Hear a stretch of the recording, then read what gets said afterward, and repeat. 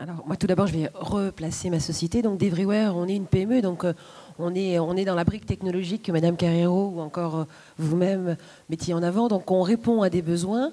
Là, d'abord, notre spécialité dans la géolocalisation, nous créons des services à partir de données de géolocalisation. On travaille historiquement sur des données de sécurité publique, donc ce qui fait qu'on était un acteur de confiance auprès de l'État, auprès du ministère de l'Intérieur. Mais rapidement, en fait, dans une idée plutôt de diversification marché, on a travaillé sur des notions de sécurité civile.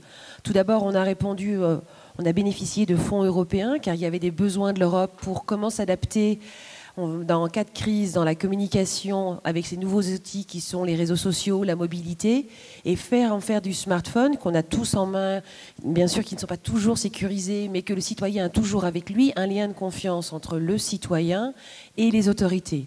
À partir de cela, en fait, on a développé une solution où votre géolocalisation fait que vous pouvez recevoir des informations et en fonction de la criticité, ça réveille plus ou moins votre téléphone portable. Concrètement, on est sur des collectivités territoriales. On est dans une inondation.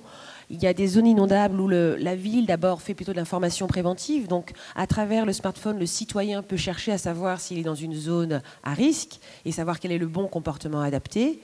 Mais si on est, par contre, dans une alerte inondation, à ce moment-là, le maire, qui est de sa responsabilité de protéger le citoyen, informe le citoyen qu'il doit évacuer la zone et qu'on ne retombe pas, comme malheureusement des catastrophes où des maires n'ont pas respecté la protection et mis en place le vrai pouvoir de police au niveau des gens, et des gens sont morts. Parfois, certains se sont reconnus coupables par rapport à ça.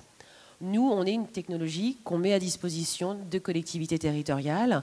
On a déjà répondu au niveau de l'État. Par exemple, le gouvernement français, on leur a livré pour l'Europe, dans le cadre de l'Euro 2016, une application. On est sur le risque terroriste, donc pas un risque directement qui concerne les collectivités, même si c'est un lieu souvent sur un terrain qui appartient à une collectivité territoriale, ou comment dire à un citoyen s'il est ou non dans une zone à risque et quel comportement adapté pour pouvoir se protéger.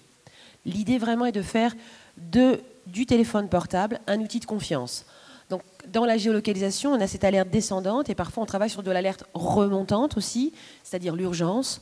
Car lorsque vous appelez les services d'urgence, ce n'est pas directement vous en tant que ville, mais parfois les pompiers dépendent des départements. Donc, on est quand même sur une collectivité territoriale et l'intelligence ne se limite pas à la ville, mais à tout notre monde urbain.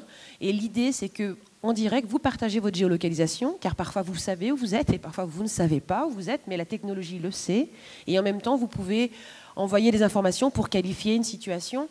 Je vous donne un exemple. Lors des attaques du Bataclan à Paris, la préfecture de police a eu 80 000 appels, n'a pu en prendre que 10 000. L'humain a des limites et les technologies permettent de donner d'autres réponses complémentaires. Ça ne répond pas à tout, mais ça permet de trouver d'autres services.